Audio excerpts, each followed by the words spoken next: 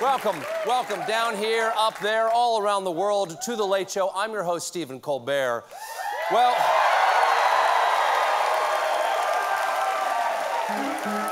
it's been what? It's been 48 hours, let's say, and America is still reeling from Monday's leaked Supreme Court decision overturning Roe v. Wade. It came out of nowhere. Because with inflation and the pandemic and rising fascism and Ukraine, this wasn't exactly an issue on the front burner right now. In fact, back in 2021, a Gallup poll asked what people thought the most important problem facing the U.S. was, and fewer than half of 1% answered abortion. By March of 2022, that number was 0. Clearly, after 50 turbulent years, Roe was finally no longer a 5-alarm fire, but the conservative majority decided to follow their standard protocol. In case of no emergency, burn, baby, burn. Now, if people did not exactly consider this a pressing issue before, they sure do now, because last night, thousands of people showed up to protest in Washington, D.C., New York City, Austin, Texas, and Los Angeles, California. That's a lot of people. That's a lot of people. Usually, you only get crowds like that when Delta announces they've begun pre-boarding. I refuse to stay seated until you call my zone. Of course, after years of packing the Supreme Court with the expressed intention of overturning Roe v. Wade, Republicans in Congress took a victory lap. Jimmy, show their celebration. Oh, right. I forgot. They're cowards because they know it's really unpopular, so they didn't talk about the actual decision. Instead, Republicans focused on the unprecedented nature of the leak itself. Look, I can understand the argument that this leak is bad for the institution of the Supreme Court. But come on, did you think that waiting to release it this summer was going to make it a hot beach read? Your body, his choice? The top Republican driving the outrage about the leak is Senate Minority Leader and lead singer of Hootie and the Blobfish. There you go. There you go. Thought it was Darius. No? Darius Rucker. Mitch McConnell. Yesterday, a reporter gave McConnell the obvious credit for this decision, but he was strangely humble about it. You spent decades trying to remake the court, overturn Roe. You're possibly single-handedly responsible for the 6-3 majority. So do you take personal credit for abortion rights likely to go away for millions of people in this country? Yeah, I think the story today is an effort by someone on the inside to discredit the institution of the Senate. Come on! Your ingenious plot worked. Why don't you want to celebrate? That's like a Bond villain saying, yes, I did launch a space-based laser from my volcanic fortress, but giving me credit for incinerating London is just an effort to discredit my fluffy white cat. Isn't that right, Snuggles? Now, stay. Very obedient cat. Very obedient. He mitched on. All of this puts the cart before the horse. You need, it seems to me, excuse the lecture, to concentrate on what the news is today. Not a leaked draft, but the fact that the draft was leaked.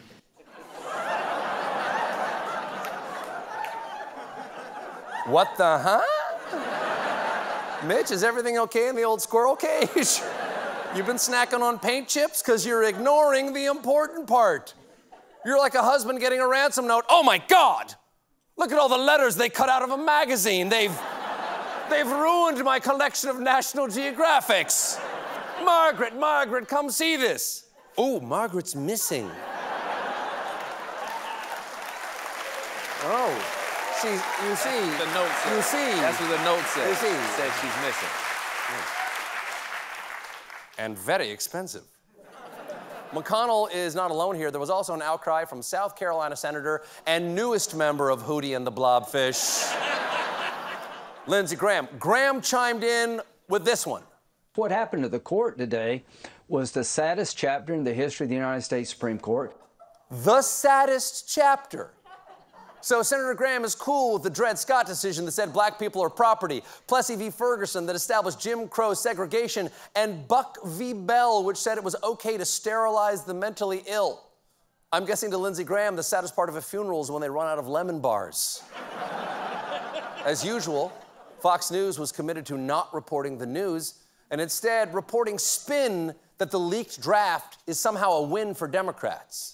This is a godsend for a lot of Democratic candidates. Democrats clearly using this for the midterms. They don't want to talk about inflation. They want to talk abortion. It's very curious to me that the Democrats weren't talking about it until today. Yeah.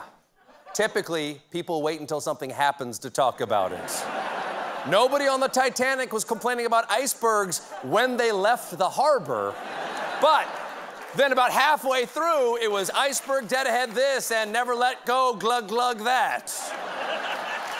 One, I don't know. Yeah.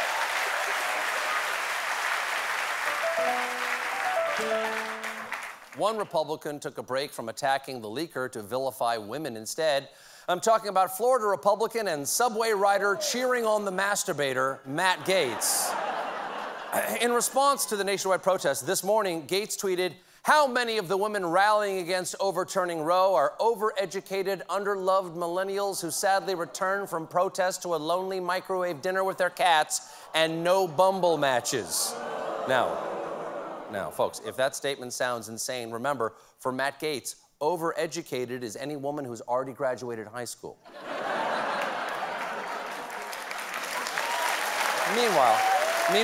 meanwhile. What else is going on? Over in pandemic land, COVID-19 cases and hospitalizations are rising again in the United States. How many comebacks does COVID get? It's the Mel Gibson of viruses.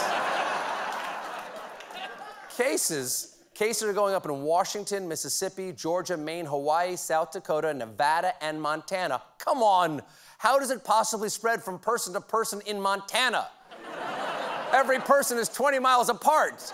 To give someone COVID, you have to lick a prairie dog and throw it through a window of a homestead. I believe they still homestead there, right? Montana still has cabins.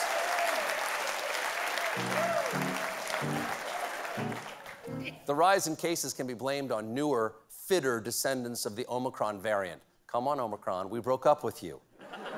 Now you're getting fitter? I hope you don't have abs, or in a moment of weakness, we might hook up again. One major subvariant making the rounds is a spin-off of Omicron's BA.2 subvariant called BA.2.12.1. Evidently, the WHO ran out of Greek letters, so now they're just using the password that comes with your router. Mr. Johnson, please have a seat. We ran your tests. We ran your test, Mr. Johnson, and unfortunately, you're positive for lowercase b, ampersand 5, 6, capital Z as in Zavid, 929 underscore Netgear, and then a capital O or a 0. There's no way of knowing. But things...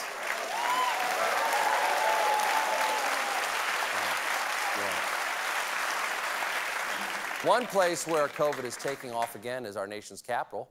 Bunch of fancy folks tested positive after attending the White House Correspondents' Dinner, including ABC News chief Washington correspondent Jonathan Karl, which is particularly worrisome because at the dinner, Karl shook hands with President Biden. A story that Politico reported as, Jonathan Karl tests positive for COVID after sitting next to Kim Kardashian. Well, of course that's their lead. You want the president to be healthy, but come on, we've had 45 of those guys. There's only one founder of Skim shapewear. I'm wearing one right now. It's so smoothing. Even worse, the dinner was Saturday, and on Monday, Kim went to the Met Gala, which, I don't think I need to remind you, was attended by all of the Kardashians for the first time ever. Thanks a lot, Jonathan Karl. You may have just knocked out our entire national Kardashian reserve. Who will we keep up with now? The Hiltons? Do they even make a lip kit? And we just found out that after attending the dinner, Secretary of State Antony Blinken tested positive for COVID. Now, maybe I'm out over my skis here, but I'm starting to think they shouldn't have served dinner Lady and the Tramp style. We got a great show for you tonight. My guests are Glenn Close and Sheryl Crow, but when we come back, my wife Evie and I have some first drafts of Mother Day cards. Stick around.